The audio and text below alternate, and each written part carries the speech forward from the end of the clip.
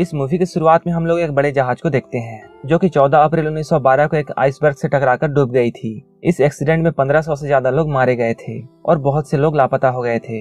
इस घटना को अब 84 साल बीत चुके हैं। अब एक रिसर्च टीम उस टाइटैनिक जहाज को ढूंढने के लिए जाती है क्योंकि इस जहाज में दुनिया का सबसे कीमती डायमंड है जिसका नाम है हार्ट ऑफ द ओशन। ये लोग अपने साथ काफी मॉडर्न मशीनें ले जाते हैं जिसकी वजह से ये लोग टाइटैनिक जहाज को ढूंढ लेते हैं और उसके अंदर आसानी से घुस जाते हैं। ये लोग उस डायमंड को ढूंढने के लिए अपनी पूरी ताकत लगा देते हैं। काफी ढूंढने के बाद इन लोगों को एक बॉक्स मिलता है जिसे देखकर ये सारे लोग बहुत खुश होते हैं। लेकिन जब ये लोग उस बॉक्स को खोलते हैं इस बॉक्स में उन्हें कुछ पैसे और एक फोटो मिलती है जिसे देखकर ये सारे लोग उदास हो जाते हैं। जब ये लोग उस फोटो को साफ करते हैं तब ये देखते हैं ये एक लड़की की फोटो है और इस लड़की के गले में वही डायमंड था जिसे ये लोग ढूंढ रहे थे। फोटो के नीचे एक तारीख भी लिखी होती है 14 अप्रैल 1912। इसका मतलब ये है टाइटैनिक जहाज डूबने के एक दिन पहले इस पेंटिंग को बनाया गया था। न्यूज में भी एक खबर आ जाती है कि टाइटैनिक जहाज को ढूंढा जा रहा है। उस न्यूज को देखकर एक और लेडी रिसर्च टीम को कॉल करती है और वो रिसर्च टीम के कैप्टन को कॉल करके ये पूछती है क्या तुम्हें वो लॉकेट मिल चुका है जिसे हार्ट ऑफ द ओशन कहा जाता है। ये सुनकर कैप्टन बहुत चौंक जाता है क्योंकि न्यूज में सिर्फ टाइटैनिक जहाज के बारे में बोला गया था और उस डायमंड के बारे में किसी को भी मालूम नहीं था, जबकि इसके बारे में सिर्फ रिसर्च टीम के लोग जानते थे। इसके बाद कैप्टन उस ओल्ड लेडी से बात करते हुए पूछता है क्या आपको पता है वो लड़की कौन है जो उस डायमंड को पहनी हुई है। वो ओल्ड लेडी कहती है वो लड़की मैं ही हूँ। कैप्टन ये बात सुनकर तुरंत उस ओल्ड लेडी को अपने जहाज में लाने का ऑर्डर देता है। इसके बाद वो ओल्ड लेडी अपनी पोती के साथ जहाज में आ जाती है। वो उस पेंटिंग को देखकर सभी लोगों से कहती है ये मेरी ही पेंटिंग है और मेरा नाम रोज है। इसके बाद रिसर्च टीम का एक मेंबर ओल्ड लेडी के पास आता है और वो उसे बताता है टाइटैनिक जहाज कैसे डूबी थी। रोज इन लोगों से कहती है तुम लोगों ने काफी अच्छा रिसर्च किया है लेकिन मैंने अपनी आंखों से उस जहाज को डूबते हुए देखा था। इसके बाद मूवी फ्लैशबैक में जाती है और हम 1912 में टाइटैनिक जहाज को देखते हैं। वो जहाज इंग्लैंड से अमेरिका जा रहा होता है। ये टाइटैनिक जहाज का पहला सफर था। इस जहाज में बहुत से लोग होते हैं जहां 17 साल की रोज अपनी मॉम रूथ और अपने फियांसी कैल के साथ टाइटैनिक के फर्स्ट क्लास में होती है। यहीं पर हम एक लड़के को देखते हैं और इसका नाम जैक है। जैक एक स्केच आर्टिस्ट है। जैक के पास ज्यादा पैसे नहीं होते हैं और उसका घर भी नहीं है। जैक अपने दोस्त फेब्रेजियो के साथ बैठकर बार में जुआ खेल रहा होता है और उस जुए में ये लोग टाइटैनिक के 3rd क्लास का टिकट जीत जाते हैं और ये लोग फाइनली उस जहाज में बैठ जाते हैं और अब टाइटैनिक अमेरिका के लिए निकल चुका है। कुछ देर बाद कैप्टन इस जहाज को फुल स्पीड में चलाने का ऑर्डर देता है क्योंकि वो लोग देखना चाहते थे टाइटैनिक कितना तेज जा सकता है। वहीं दूसरी ओर हम लोग जैक को देखते हैं जो कि टाइटैनिक के ऊपर इस ट्रिप को एंजॉय कर रहे होते हैं। तभी अचानक जैक को एक खूबसूरत लड़की दिखाई देती है और वो लड़की रोज थी। उसका दोस्त जैक को ये बताता है वो देखने में काफी अमीर लग रही है और तुम बस उसे देख सकते हो क्योंकि वो तुम्हारी पहुंच से बहुत बाहर है। इसके बाद हम लोग रोज को देखते हैं जो कि काफी अपसेट है।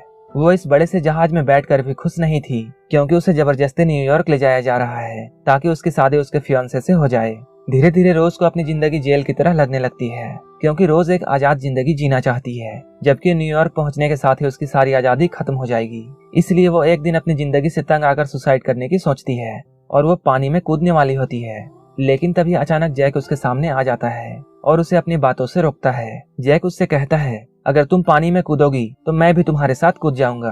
पानी बहुत ठंडा है इस वजह से हम दोनों की मौत हो जाएगी। इसके बाद रोज अपना हाथ जैक की तरफ बढ़ाती है लेकिन तभी उसका पांव फिसल जाता है और वो अब गिरने वाली होती है। लेकिन किसी तरह जैक उसे पकड़ लेता है और उसे ऊपर खींचकर बचा लेता है। रोज के चीखने की आवाज सुनकर गार्ड्स भी वहां आ जाते हैं और उन गार्ड्स को ऐसा लगता है जैसे जैक रोज के साथ बदतमीजी कर रहा है। इसके बाद गार्ड्स जैक को परेशान करते हैं।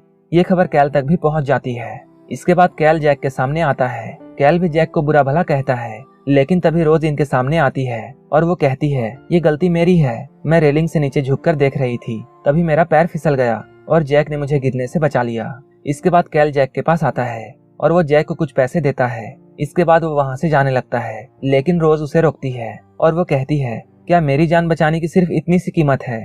रोज की बात सुनकर कैल जैक को डिनर के लिए इनवाइट करता है।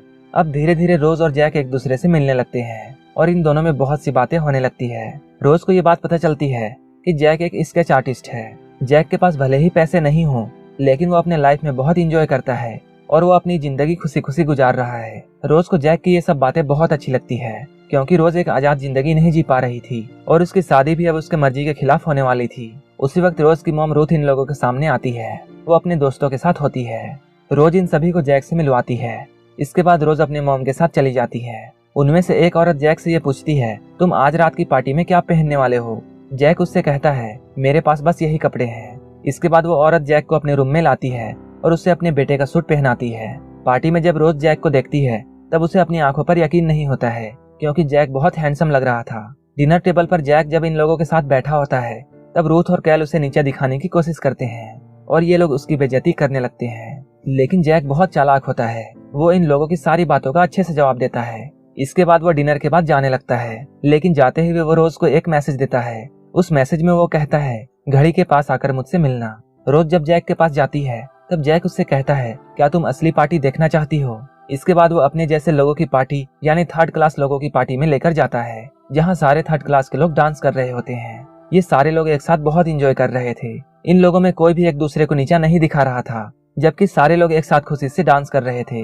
रोज को ये सारी चीजें बहुत पसंद आती है। इसके बाद वो भी जैक के साथ खुशी से डांस करने लगती है। इन लोगों को डांस करते हुए कैल का एक आदमी देख लेता है और वो जाकर कैल को सारी बातें बता देता है। अगली सुबह कैल और रोज जब एक साथ ब्रेकफास्ट कर रहे होते हैं तब कैल रोज पर गुस्सा करता है।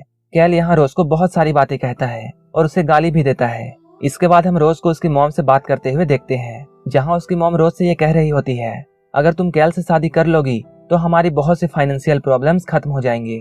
इसके बाद रोज अपनी मॉम की बात मान लेती है और वो डिसाइड करती है कि अब वो जैक से नहीं मिलेगी। लेकिन अगले ही पल जैक उससे मिलने के लिए आता है और जैक उससे कहता है मैं तुमसे प्यार करता हूँ और मैं अपनी सारी जिंदगी तुम्हारे साथ गुजारना चाहता हूँ। लेकिन रोज को कुछ भी समझ में नहीं आता है और वो यहाँ से चली जाती है। लेकिन कुछ ही देर बाद रोज को ऐसा लगने लगता है कि वो भी अब जैक से प्यार करने लगी है और वो अब कैल के साथ नहीं रहना चाहती है। इसके बाद वो जैक के पास जाती है। जैक रेलिंग के पास खड़ा होता है। रोज भी जैक के सामने आती है और यहाँ पर ये दोनों एक दूसरे को किस करते हैं। इसके बाद रोज जैक को अपने रूम में ले जाती है और उसे अपना कीमती लॉकेट दिखाती है। ये वही डायमंड था जिसे हार्ट ऑफ द ओशन कहा जाता है। वो जैक से कहती है तुम मेरा स्केच बनाओ सिर्फ इस डायमंड को पहने हुए।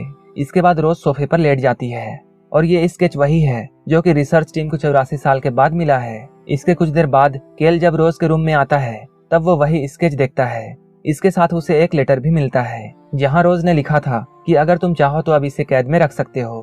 केल इस लेटर को पढ़कर बहुत गुस्सा होता है और वो अपने आदमियों से कहता है तुम लोग जल्दी से रोज और उस लड़के को ढूंढकर यहाँ लाओ। वहीं दूसरी तरफ हम लोग जैक और रोज को देखते हैं जो कि कार्गो रूम में एक कार के अंदर होते हैं। यहाँ पर ये दोनों एक दूसरे के साथ रोमांस कर रहे होते हैं और यहीं पे ये दोनों इंटीमेट होते हैं। इसके बाद ये दोनों ऊपर जाते हैं और एक दूसरे के साथ रोमांटिक बातें करने लगते हैं। रोज जैक से ये कहती है इस जहाज के रुकते ही मैं तुम्हारे साथ भाग जाऊंगी। यहीं पे हम लोग जहाज के 2 मेंबर्स को देखते हैं जो कि सामने देखने के बजाय इन दोनों की तरफ देखने लगते हैं। तभी अचानक से बर्फ की बड़ी सी चट्टान जहाज के सामने आ जाती है।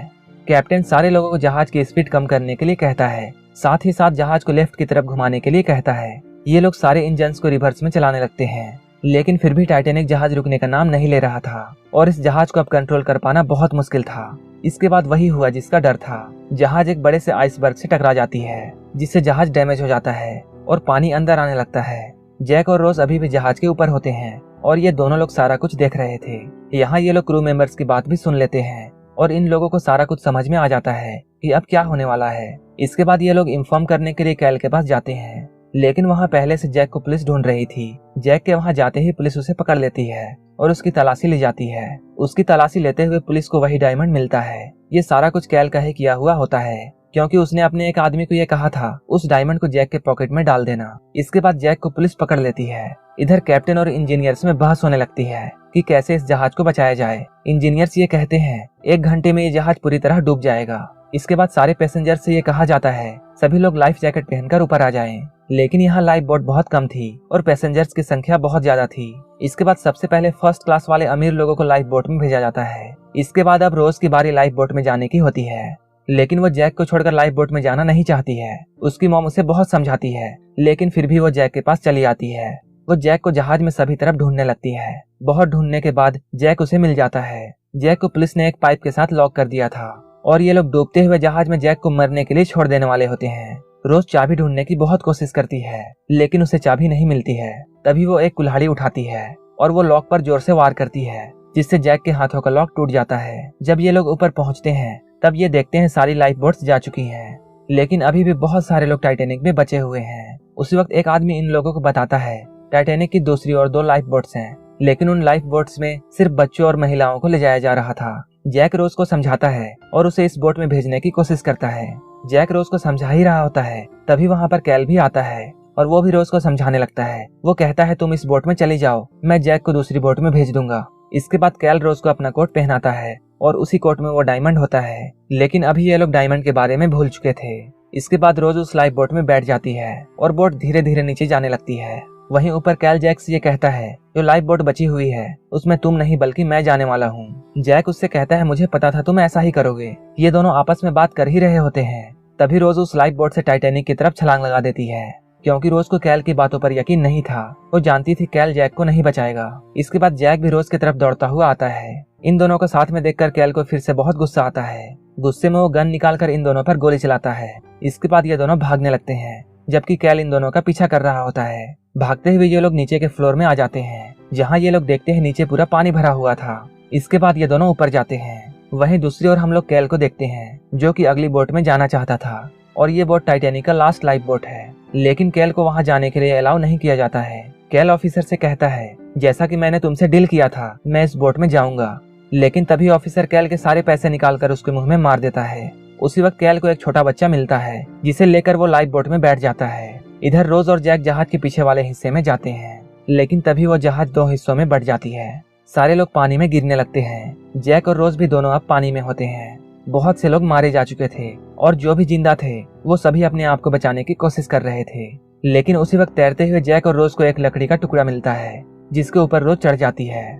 लेकिन जब जैक उस टुकड़े के ऊपर चढ़ने की कोशिश करता है तब वो लकड़ी का टुकड़ा डूबने लगता है, क्योंकि वो लकड़ी का टुकड़ा साइज में बहुत छोटा था और इसलिए वो दो लोगों का वजन नहीं संभाल पा रहा था। ये लकड़ी सिर्फ एक इंसान का बोझ उठा सकता था। इसके बाद जैक रोज से उस लकड़ी में रुकने के लिए कहता है और वो खुद पानी में रह जाता है। वहीं दूसरी ओर हम लोग लाइफ बोट में देखते हैं, जहां अभी भी काफी जगह खाली होती है। इसलिए ये लोग डिसाइड करते हैं जितने ज्यादा हो सके उतने पैसेंजर्स को बचा लिया जाए। लेकिन जब तक लाइफ बोट वाले लोग यहाँ पहुँचते हैं बहुत सारे लोग ठंड से मर चुके थे। जैक भी अब ठंड से धीरे धीरे मर रहा था।